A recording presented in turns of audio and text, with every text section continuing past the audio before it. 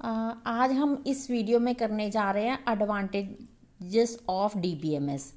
अब हम जो डीबीएमएस के एडवांटेजेस करेंगे उसका हम कंपैरिजन करेंगे जो आपका कन्वेंशनल सिस्टम फाइल अप्रोच होती थी।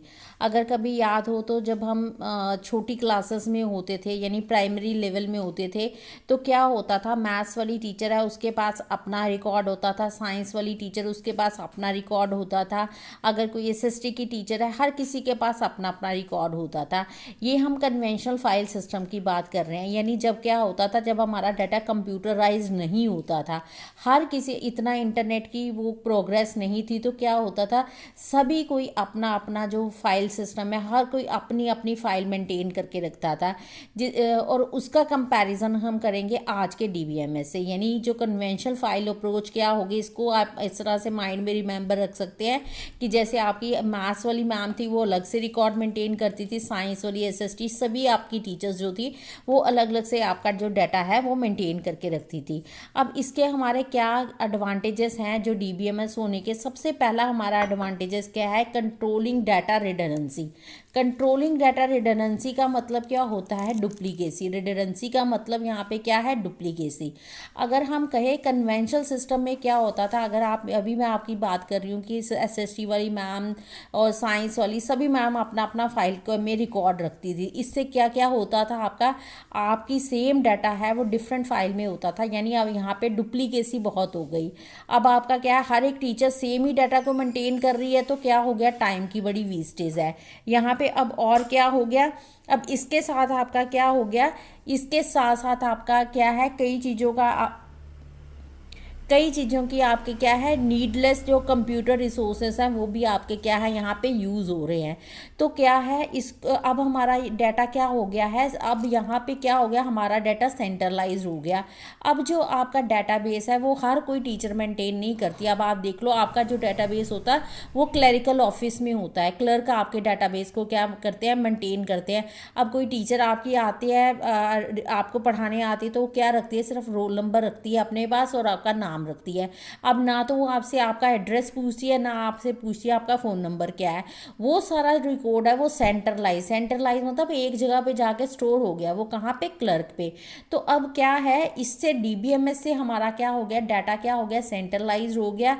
अब हमारा क्या है, डुप्लीकेसी खत्म हो गई, टाइम की वेस्टेज खत्म हो गई, रिसोर्सेज जो नीडलेस थे, हर टीचर एक ही डेटाबेस को बार बार मेंटेन कर रहा है, वो भी चीज़ें क्या हो गई, खत्म हो गई।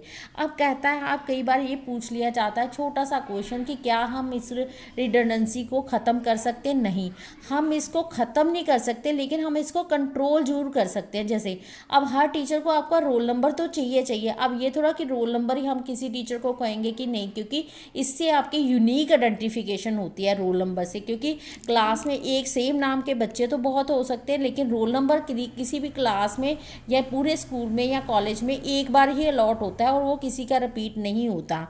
सो हम जो है इसको ओवरकम नहीं कर हम इसको ओवरकम कर सकते हैं, लेकिन हम इसको एलिमिनेट यानी पूरी तरह से ख़त्म नहीं कर सकते। इसकी एग्जांपल क्या है, आपका रोल नंबर हर टीचर को चाहिए, तो यानी क्या है, आपकी जो रिडंडेंसी है वो कंट्रोल हो सकती है, लेकिन हम इसको एलिमिनेट नहीं कर सकते, पूरी तरह से ख़त्म नहीं कर सकते।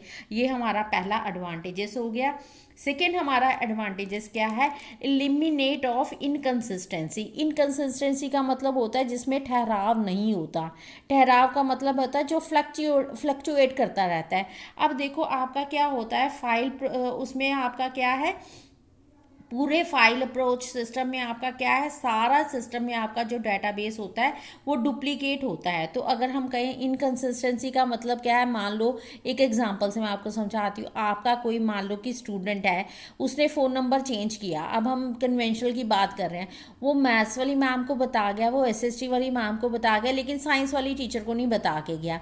अब यहाँ पे क्या है, इसका क्या मतलब है कि डाटा डुप्लीकेट होने की वजह से एक जगह पर आपका अपडेट हो गया लेकिन दूसरी जगह पे अपडेट होना बाकी रह गया, इस चीज़ को हम क्या कहते हैं, इनकंसिस्टेंसी। जब डाटाबेस आपस में मैच नहीं होता, डाटा इनकंसिस्टेंसी का मतलब क्या है कि डुप्लीकेट होने की वजह से एक फाइल में अपडेट हो गया, दूसरी फाइल में अपडेट नहीं हो पाया, तो आपका डाटा आपस में मिसमैच कर रहा है, इस चीज़ को हम क्या कहते हैं, इनकंसिस्टेंसी।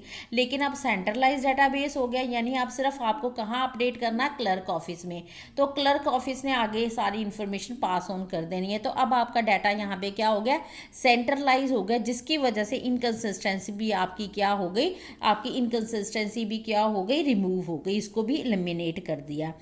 अब उसके बाद क्या है, अवेलेबिलिटी। यहाँ पे अवेलेबिलिटी लिख लेना। यहाँ पे क्या है,